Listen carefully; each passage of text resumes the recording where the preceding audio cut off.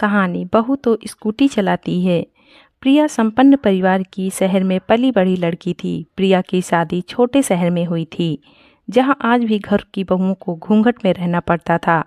ऐसे तो प्रिया का ससुराल भी संपन्न था, लेकिन छोटे शहर में आज भी लोगों की सोच संकीर्ण है। वहां घूंघट में रहने का रिवाज आज भी चलता है। अतः प्रिया को भी घर में बड़े बुजुर्गों और रिश्तेदारों के सामने घूंघट करना पड़ता था। प्रिया की सास सुमित्रा जी इस मामले में कुछ ज़्यादा ही सख्त थीं। वो घर के आस पड़ोस के लोगों तक के सामने भी प्रिया को घूंघट करने को कहती। प्रिया की ननद और पति कई बार सुमित्रा जी को समझा चुके थे कि आस पड़ोस के लोग कौन से हमारे रिश्तेदार हैं, उनसे क्या घूंघट करना, ये सब पुराने ज़माने की बातें हैं। आज तो ज़माना बदल गया है, लेकिन सुमित्रा जी किसी की एक न सुनती। प्रिया भी घर में शांति बनाए रखने के लिए सुमित्रा जी से कुछ न बोलती और न चाहते हुए भी चुपचाप घूंघट कर लेती। प्रिया की ननद कविता हम उम्र होने के कारण उसकी प्रिया से अच्छी बनती थी। प्रिया को जब भी मार्केट या किसी काम से बाहर जाना होता तो कविता अपनी स्कूटी से ले जाती।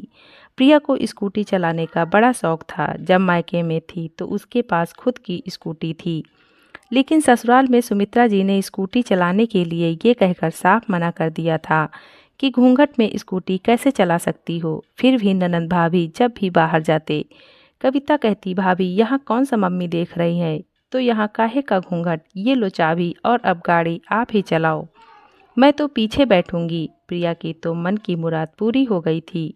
इस तरह अक्सर मोहल्ले से बाहर आकर प्रिया स्कूटी चलाकर अपना शौक कर लेती।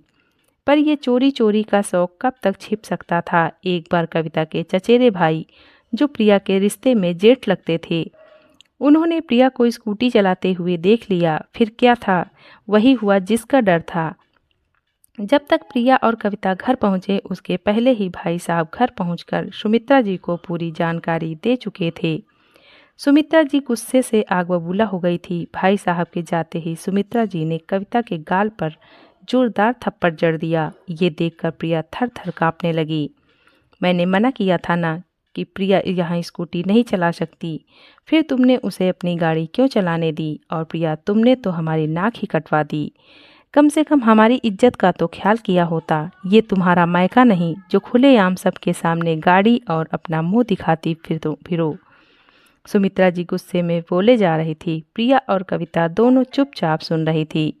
सबसे ज़्यादा बुरा प्रिया को लग रहा था कि उसकी वजह से सुमित्रा जी ने कविता को थप्पड़ मार दिया।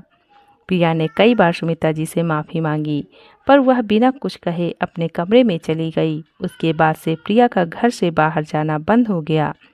अगर प्रिया को कुछ काम भी होता तो पति रमेश या कविता से बोलकर मंगा लेती। एक दिन सुमित्रा जी की अचानक तबीयत खराब हो गई। ठीक से कुछ बोल भी नहीं पा रही थी। प्रिया घबरा गई। उसने जल्दी जल्दी रमेश को फ़ोन लगाया, पर उसका फ़ोन बंद आ रहा था। कविता दूसरे शहर अपनी सहेली की शादी में गई हुई थी। घर में प्रिया और सुमित्रा जी के अलावा कोई नहीं था।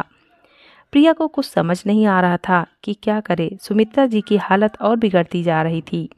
उसने किसी तरह सुमित्रा जी को अपने पीछे बैठाया और कविता की स्कूटी से उन्हें हॉस्पिटल ले गई। मोहल्ले वाले मदद करने की बजाय घूर घूर कर प्रिया को स्कूटी से सुमित्रा जी को ले जाते हुए देखते रहे। डॉक्टरों ने सुमित्रा जी की हालत देखते हुए उन्हें आईसीयू में भर्ती कर लिया।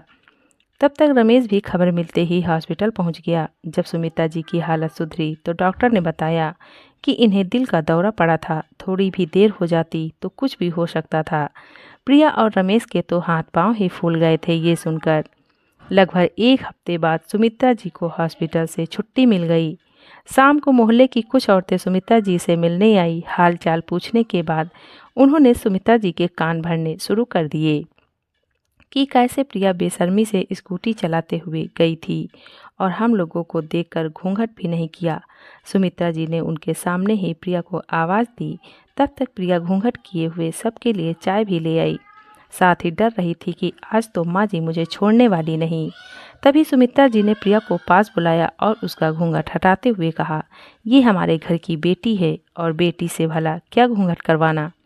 प्रिया को नई स्कूटी की चाबी भी दी, जो उन्होंने पहले ही रमेश से मंगवा ली थी। आज से तुम भी स्कूटी चला सकती हो। मुझे माफ़ कर दो बेटा, अगर उस दिन तुम मुझे अस्पताल सही समय पर न ले जाती तो आज मैं यहाँ पर ना होती। ये देखकर मोहल्ले की औरतें मुंह बनाकर चुपचाप वहाँ से चल दी और दोनों सास बहू चाय की चुस्कियों का मजा लेने लगी। दोस्तों, हमारा समाज कितना भी आगे क्यों न बढ़ गया हो, महिलाएं कहाँ से कहाँ तक पहुँच गई हों, पर आज भी बहुत से घरों में महिलाओं को घूंघट से आज़ादी नहीं मिल पाई है। सदियों पुरानी रूढ़िवादी सोच को आज भी रिवाज और परंपरा के नाम पर जबरदस्ती बहुओं पर थोपा जाता है। धन्यवाद।